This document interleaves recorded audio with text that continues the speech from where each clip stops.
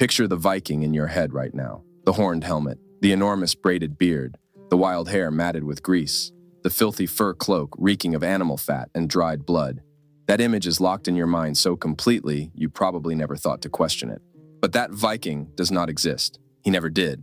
And the real one would make you look twice. Your idea of the Viking comes almost entirely from a single century of theater costumes and romantic oil paintings. 19th century artists across Europe were obsessed with the savage warrior from the north. They painted what felt dramatic, what felt dangerous, what sold. And every generation since inherited that image without question. So you have been carrying around a version of these people they would not recognize. Here is what the historical record actually says. The first thing that surprises historians is the hair. Not wild, not matted, styled. In 921 AD, an Arab traveler named Ibn Fadlan encountered Norse traders along the Volga River.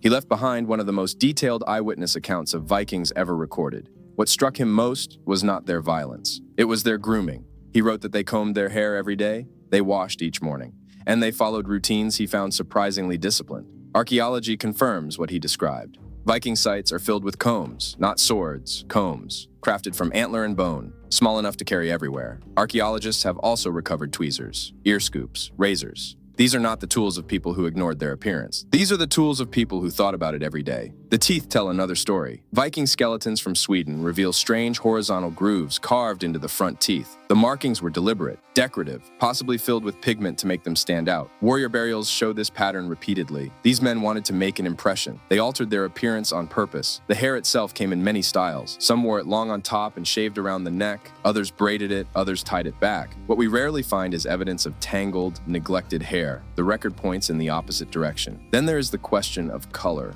Modern culture imagines Vikings as uniformly blonde and blue-eyed. Genetic evidence tells a different story. DNA studies reveal a remarkably diverse population. Some carried ancestry from Scotland, Ireland, the Baltic regions, even the Mediterranean world. The Viking world was far more connected than most people realize. The beard is real. Vikings absolutely wore beards, but they maintained them. Combed, oiled, trimmed, groomed. The giant tangled beard belongs mostly to fantasy art. Now we reach the most famous myth of all, the horned helmet. It was never a Viking helmet, not once. Not a single confirmed Viking Age helmet has ever been found with horns. The image came from 19th century costume design, opera stages, paintings, romantic imagination, not archaeology. The real Viking helmet looked very different. Rounded, practical, built for protection. The famous Yermunbu helmet has no horns at all. It looks less like a barbarian costume and more like military equipment. The clothing followed the same pattern, functional, maintained, often colorful. Textile evidence reveals reds, blues, greens, purples, not endless shades of gray and brown.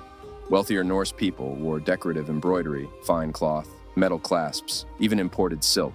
Scandinavia was connected to trade routes stretching across continents. Vikings were not isolated. They were participants in a global network. What about their size? The answer is less dramatic than legend suggests. Most Norsemen stood around average height for their era. Some were tall, some were not. They were people, not giants. Their fearsome reputation helped create the illusion, and terrified witnesses helped spread it, which brings us to a critical problem. Most written descriptions of Vikings came from their enemies, monks, clergy, survivors of raids. They were not writing objective reports, they were describing a nightmare. Those descriptions shaped centuries of history. Even the word Viking is misunderstood. It was not an ethnicity, it was an activity. A Viking was something you did. Most Norse people were farmers, craftspeople, traders. Many never went on a raid at all, yet an entire civilization became defined by its most violent edge. So, picture the Viking again. Replace the tangled hair with a carefully styled cut. Replace the horned helmet with practical iron armor. Replace the dirty rags with dyed wool and polished bronze. Give him the filed grooves in his teeth, the ones he wanted people to notice. Understand that he spent time this morning preparing his appearance, because how he looked mattered. That is the Viking archaeology found, not the one the paintings invented.